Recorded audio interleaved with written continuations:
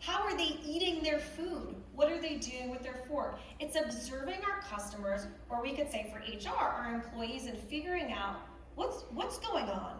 And one thing that HR people are really good at is sensing. Y'all are really good at sensing, of observing and sensing, and picking up emotions, picking up frustrations, picking up happiness, picking up power imbalances. HR people are really, really good at that. And this is something that you can use to your advantage, is really honing that observation. But sometimes in our busy days, we don't feel like we have time for this.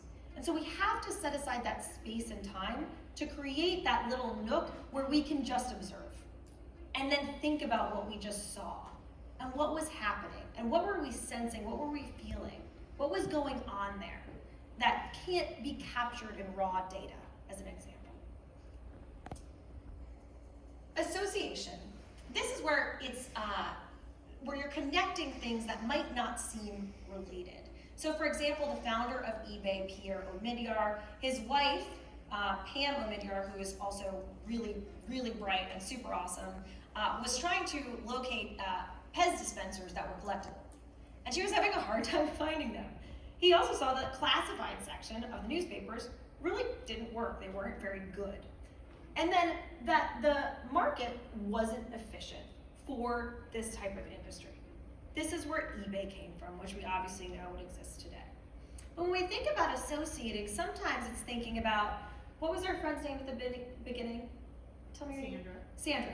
When Sandra's thinking about leadership programs, for example, it's maybe looking at some department that has nothing to do with leadership and figuring out, like, what's going on there? Is there something that I can pull from? Is there an association that maybe we're not making, or that maybe hasn't been obvious, that could actually inform what it is that we're doing?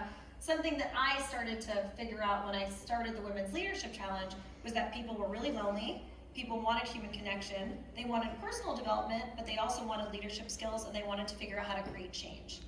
And so I, through two and a half years, no, I've been teaching this for almost 3 years now, I've been tinkering with it. I've changed the order. I figure out what's working, what's not. Okay, personal development and women's rights, do they go together? How do I make them work together? How do they actually, and I realized that actually for women to be able to be leaders and create change, they first need to step into their own power and understand who they are before they can really become leaders, and then they can be brave enough to create culture and institutional change.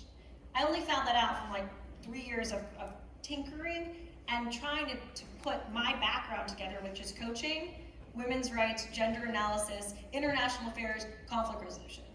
Opera, unfortunately, is not in there. But it could be. That might be 2.0 of the Women's Leadership